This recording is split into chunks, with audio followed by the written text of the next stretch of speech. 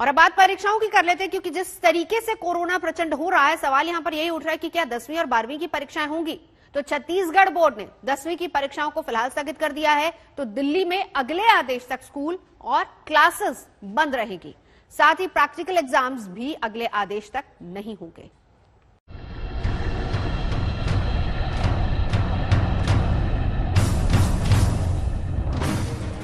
क्या कोरोना की दूसरी लहर में परीक्षाएं होनी चाहिए?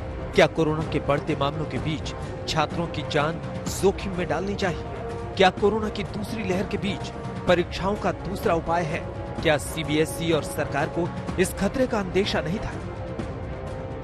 कोरोना की दूसरी लहर जिस तरह से कहर बरपा रही है, रोजाना लाख के पार कोरोना केस जा रहे हैं। ऐसे में छात्रों और अभिभावकों की चिंताएं बढ़ गई हैं। अब 1 महीने से भी कम का समय बचा है। 4 मई से 10वीं और 12वीं सीबीएसई का इम्तिहान शुरू होना है और अचानक कोरोना ने ऐसी रफ्तार पकड़ी है कि बढ़ते केस का मीटर रुकने का नाम ही नहीं ले रहा है। ऐसे में छत्तीसगढ़ सरकार ने तो बड़ा फैसला कर लिया है। कोरोना विस्फोट के चलते 15 अप्रैल से शुरू होने वाली छत्तीसगढ़ बोर्ड की 10वीं की परीक्षाएं स्थगित कर दी गई हैं। कई जिलों में लॉकडाउन के चलते छत्तीसगढ़ में यह फैसला लिया गया है। कोविड के बढ़ते मामलों के चलते दिल्ली के सभी स्कूल, सभी क्लासेस अगले आदेश तक बंद किए जा चुके हैं। दिल्ली में प्रैक्टिकल एग्जाम भी अगले आदेश तक टाल दिए गए हैं। अब सवाल ये है कि क्या सीबीएसई बोर्ड भी 10वीं और 12वीं की परीक्षाओं पर कोई बड़ा फैसला लेगा?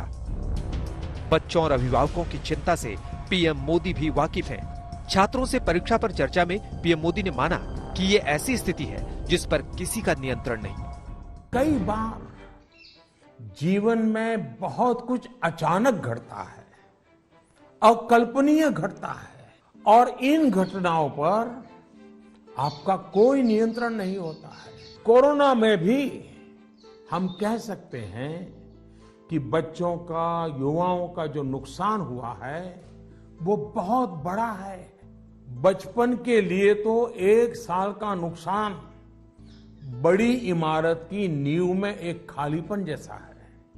इस कमी को भरना आसान नहीं। पिछले साल की बात करें तो परीक्षा टालने की मांग को लेकर अभिभावक सुप्रीम कोर्ट चले गए थे। पिछले साल परीक्षा रद्द कर दी गई थी और अल्टरनेटिव असेसमेंट स्कीम के आधार पर नतीजे का ऐलान किया गया। कोरोना की दूसरी लहर पहले से भी प्रचंड नजर आ रही है। ऐसे में केंद्र सरकार क्या फैसला लेती है, छात्रों और अभिभावकों को इसका इंतजार है। आज तक ब्यूरो।